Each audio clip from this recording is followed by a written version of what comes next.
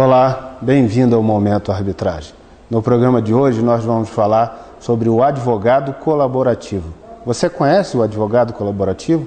Fica aqui com a gente, você vai entender o que é essa atividade nova e importante e que abre um novo cenário para você, advogado.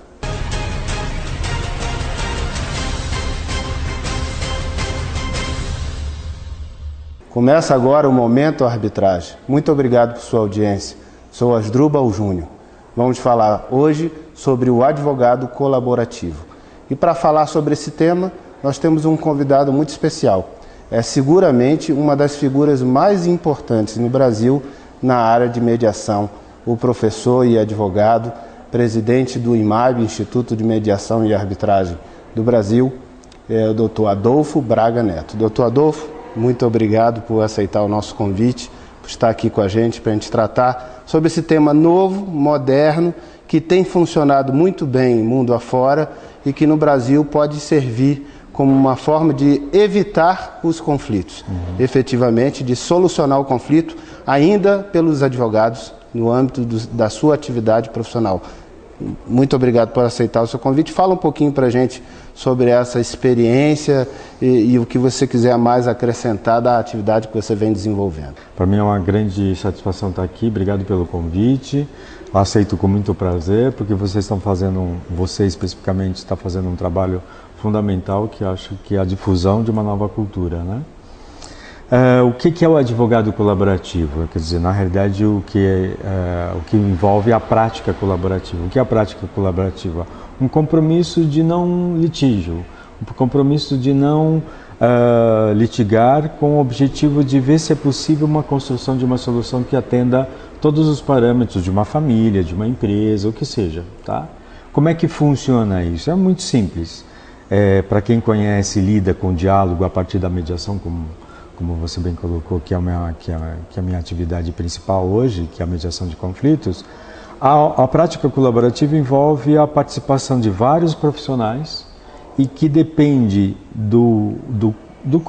da complexidade de conflito. Você pode utilizar profissionais específicos da área, como você pode utilizar também tanto profissionais mediadores, a mediação, como também você eventualmente pode até utilizar a arbitragem. Quer dizer, é um instrumento no qual acopla a possibilidade de você construir um processo conjunto, que chamamos de um processo colaborativo, com a participação de profissionais de distintas áreas, com o objetivo de haver um consenso a partir do conflito, que pode ser um conflito familiar, um conflito dentro da empresa, um conflito entre empresas.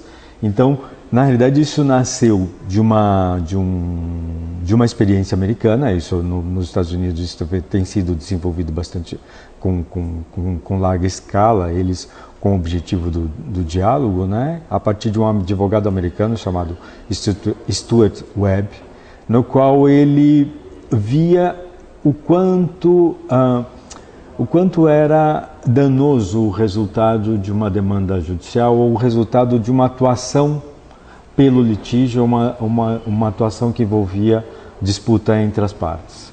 E aí começou a falar, ele chegou à conclusão que não ia mais litigar. Então a atitude dele foi: vou colaborar com o meu cliente, e para colaborar com o meu cliente eu vou ter que acertar determinados parâmetros com o cliente da outra parte e, claro, eticamente só pode ser com a participação do advogado da outra parte. Então, na verdade, quando você fala em advogado colaborativo, você não está falando na figura de um só que vai resolver o problema de dois, mas na cooperação entre advogados, cada um representando, a princípio, o interesse do lado do seu cliente. Claro que quando fala representar o interesse, não significa representar no sentido tradicional da disputa, mas no sentido de representar o interesse para convergir numa solução antes mesmo do conflito se estabelecer num procedimento oficial. Exatamente nesse sentido. Então, para nós que trabalhamos, porque isso é a construção de um outro novo paradigma aqui no país. Então, para nós que atuamos nessa área, este compromisso de não litigar tem que ficar muito claro. Então, para isso nós... Isso é formal, é um compromisso formal. E isto envolve documentos que fazemos, que chamamos de termo de compromisso de adesão ao processo, Esse compromisso significa que nós vamos até um determinado parâmetro, nós como advogados, até o momento da construção da solução. Se essa solução não é atingida, nós não podemos mais dar continuidade. Então, por exemplo, vou dar um exemplo que acho que facilita. Suponha, eu estou no meu escritório, recebi um sócio de uma empresa que, de repente, está com problemas com o sócio da própria sociedade. E aí eu ofereço a possibilidade de uma prática colaborativa com eles, com ele, ele aceita. E aí eu vou ver o outro sócio, se já possui advogado. No caso do outro sócio ter um advogado, e se ele for colaborativo, nós, em colaboração com os dois sócios, vamos estabelecer esse termo de compromisso de não litigar. Esse termo de compromisso de não litigar é utilizar todos os processos possíveis colaborativos para que haja a possibilidade de um consenso. Então eu posso utilizar eventualmente um financeiro, se o problema é eventualmente detectado um problema econômico na empresa ou um problema econômico entre eles. Eu posso utilizar eventualmente, tem alguma questão que precisa da participação de uma colaboração na própria empresa em função de RH, alguma coisa nesse sentido, um psicólogo eventualmente, ou alguém da área que atua no âmbito de RH. Então a atuação dos advogados colaborativos pode envolver a interseção de outros profissionais. Na realidade é um conjunto de diálogos com uma atividade interdisciplinar, envolvendo a possibilidade de auxiliar as pessoas a pensarem, sempre pensando num elemento que para nós que trabalhamos com mediação é fundamental. Além do diálogo, sempre a possibilidade no procedimento de um consenso. Então, se optam por um especialista na área financeira, que é um economista bastante conhecido, se é dentro dos parâmetros que eles aceitam, isto tem que ser consenso e ali vão sempre com a possibilidade de uma postura desse profissional no sentido de trazer o expertise dele e com a possibilidade de colaborar com as pessoas, nunca tendo uma decisão. Porque na verdade vinculante. quando ele formula vamos dizer, um entendimento, um parecer, o que ele está fazendo que não é, claro, vinculativo, é apenas no sentido de mostrar qual que é tecnicamente a posição que aparentemente seria mais adequada para o equacionamento daquela discussão. Ele está fazendo as partes enxergarem e perceberem, através e com exatamente a companhia e a consultoria dos seus advogados, de que se levasse essa discussão à frente numa discussão técnica, provavelmente aquele assunto viria novamente à tona e o entendimento técnico que poderia predominar seria esse ou aquele. E assim ele se convence mais fácil de que a solução de consenso, o espaço de convergência seria melhor do que ele simplesmente ir para um enfrentamento. Exatamente. E buscar a decisão de um terceiro. E é interessante porque você pode utilizar a mediação, se caso for uma questão do diálogo entre eles que está difícil de ser promovido, eventualmente uma discussão técnica que eventualmente precisa de um parecer técnico de uma pessoa que tenha uma expertise na questão, aí optamos até pela arbitragem, ok? Acho que também ajuda um outro exemplo que hoje a gente tem. Mas aí se por exemplo, optarem pela arbitragem, cessa o trabalho do advogado colaborativo e tem que vir outro, aí ele pode seguir. Não, porque são questões pontuais. Não é o todo, é só um aspecto da discussão. Exatamente, essa é a riqueza da prática colaborativa. Entendi. Porque tem vários elementos que envolvem sempre a prática, e aí são o contexto todo, a complexidade toda que envolve a controvérsia é analisada, é abordada a partir de uma visão interdisciplinar. E como você está vendo essa novidade no Brasil? A coisa já está começando a evoluir, os advogados e as empresas já estão se mostrando interessados e disponíveis para começar a utilizar esse serviço? Excelente a sua pergunta, porque nós estamos iniciando aqui no Brasil. Eu tenho uma experiência, mas embora a minha área de atuação não seja da área de família, mas em função da mediação, acabei também trabalhando no âmbito familiar. E eu tenho alguns casos no âmbito de família que o resultado foi fantástico, no qual nós trabalhamos uma perspectiva com um advogado da outra parte, com o compromisso de não litigar, e Hoje, por exemplo, isso aconteceu no final do ano passado, a gente faz um trabalho de percepção a respeito de como está, que é o pós, cujo resultado nos deixou muito surpreso. Então, passa de uma perspectiva de efetivamente ter uma outra postura, e eu acho que vem muito ao que o advogado hoje está necessitando, entendeu? Claro, não só o advogado, mas os outros profissionais que colaboram, que são todos eles participativos e colaborativos, né, nesse sentido. Então, acho que hoje ainda é incipiente, mas o que nos chamou muito a atenção é que nós estamos fazendo uma capacitação voltada para a área de família para esse semestre. Que vai ser capacitação para advogados? Não só para advogados. Nós estamos trabalhando com financeiros e também psicologia. Então é uma capacitação em práticas colaborativas. Exatamente. Não então é só o advogado colaborativo, aí mais abrangente. Exatamente. Né? Então nós estamos trazendo 3 especialistas, uma da área do direito, uma área financeira e um da área de psicologia, que vão nos passar mais nos aperfeiçoar nesse sentido. E nós começamos... Só te interromper. Quando você fala que está fazendo essa preparação, isso é pelo IMAB? O IMAB é uma das entidades apoiadoras e realizadoras. Certo. Tá? Tanto é que, por exemplo, nós estamos incorporando... A pessoa que estiver interessada nos assistindo, como que ela chega a colher informações sobre isso? Pode acessar o nosso site. Tá? Pode dizer o site, fica à vontade. O site se chama www.praticascolaborativas.com.br. Nome excelente, né? Exatamente. Excelente nome. www.praticascolaborativas.com.br. E lá tem muitas informações. Para essa capacitação, vou pedir desculpas para você, porque já encerrou. Por isso que eu ia te falar. Nós anunciamos, a nossa intenção era para fazer para 120 pessoas no Rio e chegamos a 150. Fantástico. Então já não comporta mais. Mas nós estamos pensando, já estamos formatando, porque essa primeira capacitação é voltada para a área de direito de família. E para o próximo semestre a intenção é voltado para a área empresarial.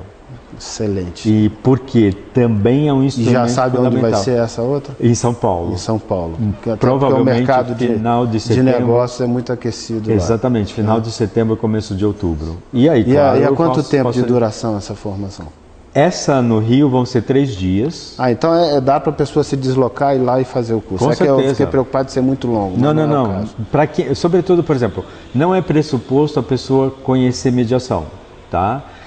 Que para quem conhece mediação fica muito mais fácil, porque como já trabalha numa perspectiva do diálogo, com certeza a prática colaborativa vai ser como, vamos dizer assim, como um aprofundamento a partir de um outro olhar. Muito bacana. Quando você falou que é a previsão?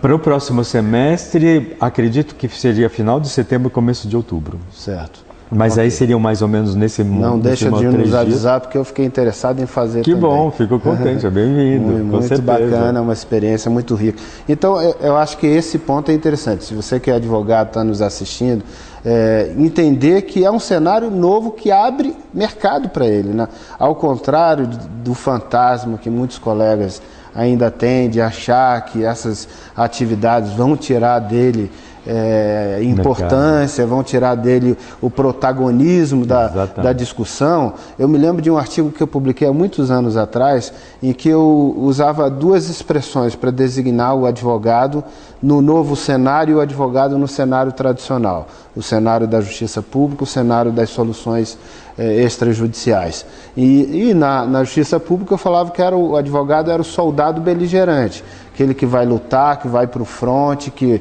quer perpetuar a briga, que vencer significa sobrepor a sua tese à do adversário. Enquanto na outra condição eu chamava de caçador de soluções. Com certeza. E com essa informação do advogado colaborativo e das práticas colaborativas, fica bem claro que ele é realmente o caçador de soluções. Com certeza. Que ele vai fazer a engenharia necessária para que as partes, e claro, com a cooperação, porque aí não é mais com o seu adversário, mas é com a colaboração, né, do seu colega que representa o outro, ou seja, deixa de ter aquela visão adversarial para ter a visão da cooperação, ou seja, os dois estão unidos no sentido de buscar a convergência de uma solução. A proposta é justamente, por isso que eu acho que a palavra colaboração é fundamental. O processo é totalmente colaborativo. Então há um compromisso não somente dos advogados, mas dos outros profissionais e, sobretudo, da família que está envolvida ou da empresa que está envolvida, os integrantes daquela família ou integrantes daquela empresa. Então parte de uma postura totalmente não adversarial, como você bem colocou, partindo do pressuposto da cooperação a partir do problema que eles estão enfrentando e do conflito que eles estão enfrentando. Muito mais bacana. ou menos essa ideia. Muito bacana. Bom, agora para a gente mudar um pouquinho de assunto, eu não poderia deixar de aproveitar o nosso mestre, que é uma referência nacional em mediação, para perguntar para ele qual é a perspectiva dele sobre o cenário da mediação no Brasil daqui para frente, a expectativa em relação ao marco legal que está apontando no horizonte, como vindo aí. Queria que você falasse um pouquinho para a gente sobre isso. A sua pergunta acho que é muito oportuna, desculpa, Azuba, mas acho que hoje a mediação é moda no Brasil, né? Ou, apesar de não termos uma lei, um marco legal, é uma política pública do órgão máximo do Poder Judiciário, né? Isso é muito bom para quem atuava há muitos anos e vem difundindo como você os métodos alternativos, e eu com enfoque muito maior na mediação, claro, com certeza privilegiando também a arbitragem, não se esquecendo da arbitragem, mas é um momento ótimo, mas também preocupante, porque nós sempre primamos, e aí estou falando muito no enfoque mais extrajudicial, pela qualidade do profissional. Pensamos que como ele é um portador de uma nova perspectiva para auxiliar as pessoas na resolução dos seus conflitos, acho que ele tem que fazer uma diferença. Essa diferença é uma postura diferenciada que muitas vezes leva as pessoas a verem a mediação como uma forma de, ao participarem do processo, verem uma forma de se capacitarem na resolução dos seus próprios conflitos. E, infelizmente, não é nesta forma que a gente vê algumas experiências. Então, ao mesmo tempo que nos deixa muito feliz, por exemplo, hoje mesmo tivemos 2 dias, ontem um dia dedicado à mediação em Belo Horizonte, num congresso de mediação, uma área da mediação bastante importante, no qual tinha a proposta de apresentação de trabalhos justamente acadêmicos. Eu vejo com muita alegria todo esse movimento. Agora, me preocupa, porque para nós, o mediador, ele, no nosso modo de entender, é um profissional que deve fazer essa diferença, e uma diferença bastante peculiar, que é justamente a possibilidade de fazer as pessoas pensarem sobre os conflitos, que muitas vezes, em função da sua gestão, é difícil fazê-los pensar. Então, acho que o propósito desse movimento é muito rico, mas não se esquecendo que estamos trabalhando com um novo paradigma. Esse novo paradigma propõe a possibilidade das pessoas refletirem sobre o futuro, não sobre o passado. Eu acho que aí é um diferencial. Então, por exemplo, quando a gente fala de processos dialógicos, que aí estamos falando mediação, particularmente a prática colaborativa, a perspectiva é de olhar o futuro para as pessoas. Não impondo o futuro para elas, porque muitas vezes não é o momento delas discutirem o futuro, mas com uma perspectiva de que isso aconteceu, como nós podemos colaborar, não para evitar futuramente, mas para poderem, eventualmente, desenvolver parâmetros que possam atender a todos. Porque todo o conflito, como acho que vou repetir muito o que muitas outras pessoas falaram, acho que até no seu programa, o conflito é natural em qualquer tipo de relação, seja uma relação profissional, seja uma relação meramente empresarial, seja uma relação familiar, o que seja, ele vai existir. O problema é o que eu faço com ele. E a gente lida muito mal com ele, né? A gente tem muita dificuldade de lidar com conflito, a ponto de muitas vezes você não querer olhar para outra pessoa, você não quer chegar perto da outra pessoa e não tem a capacidade de tentar digerir isso, falar, vamos sentar, vamos conversar.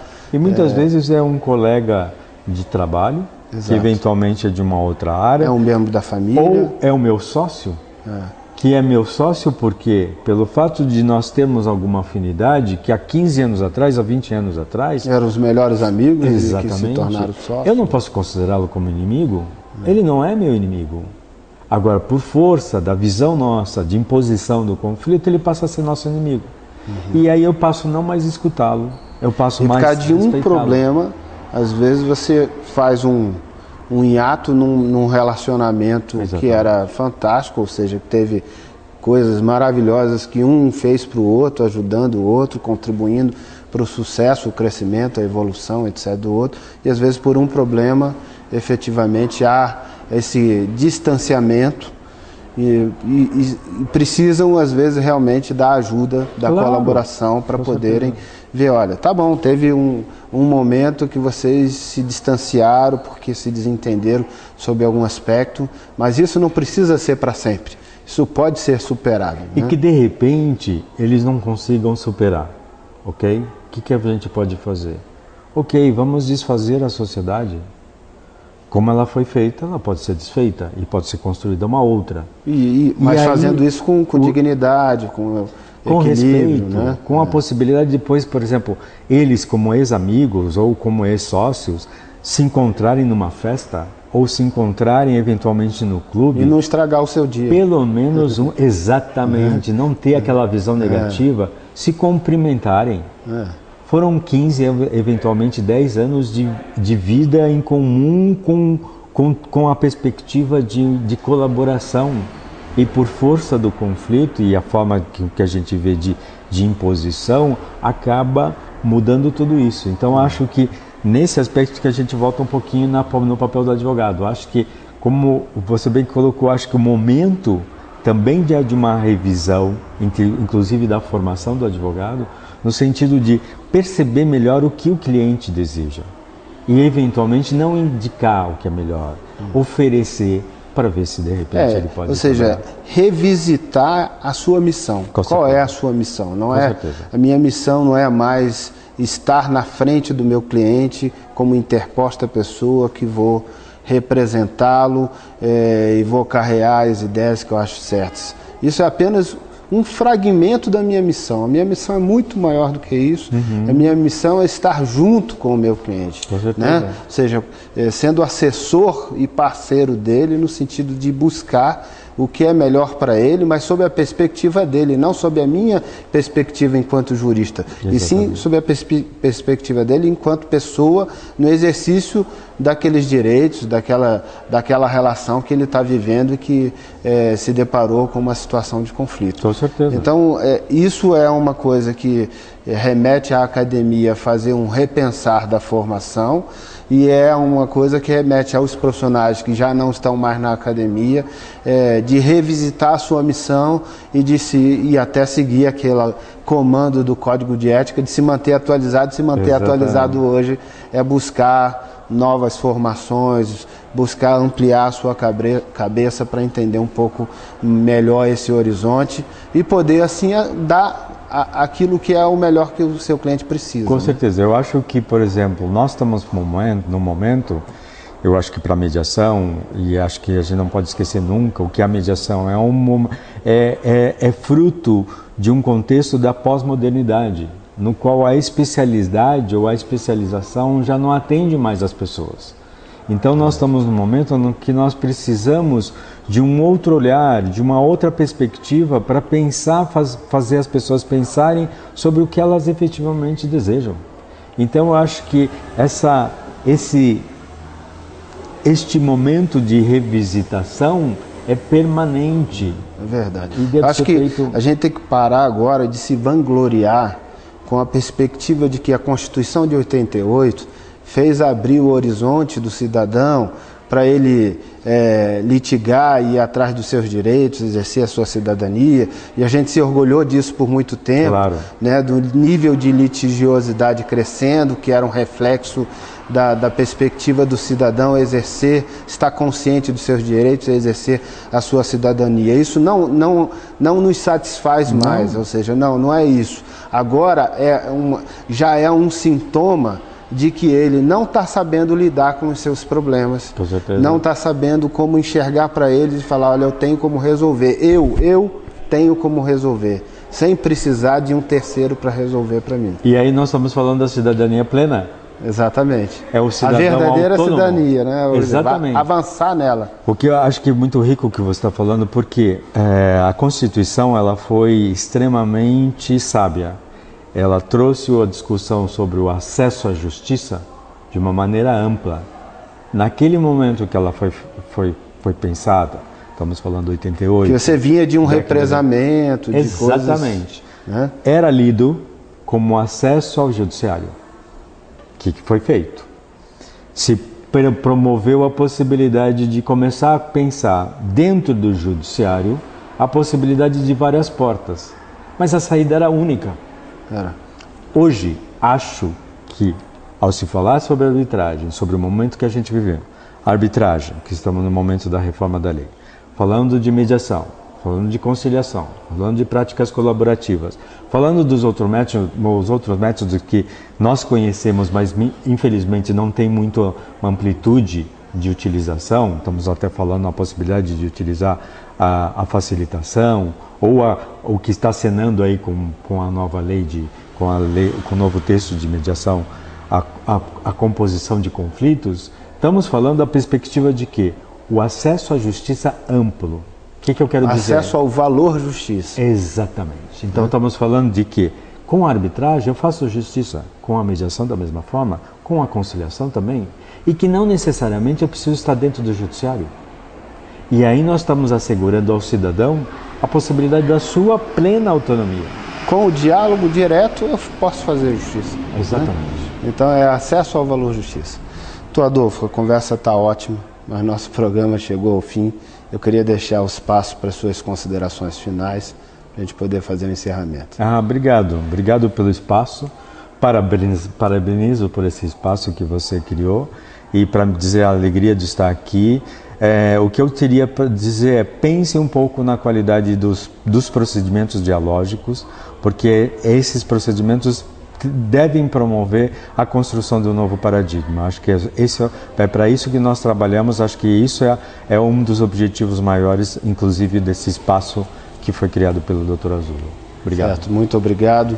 E para a gente encerrar o programa, eu quero mais uma vez lembrá-lo aqui, se você quiser saber um pouquinho mais sobre práticas colaborativas, por que não visitar o site www.praticascolaborativas.com.br. Lá vão ter informações, inclusive, dos próximos cursos que vão vir por aí. Quero agradecer a sua audiência, dizer que você é muito bem-vindo aqui. Se gostou do nosso programa, compartilhe nas redes sociais. Muito obrigado mais uma vez por sua audiência e lembre-se, toda segunda e quinta você me encontra aqui no Momento Arbitragem. Um abraço e até o próximo programa.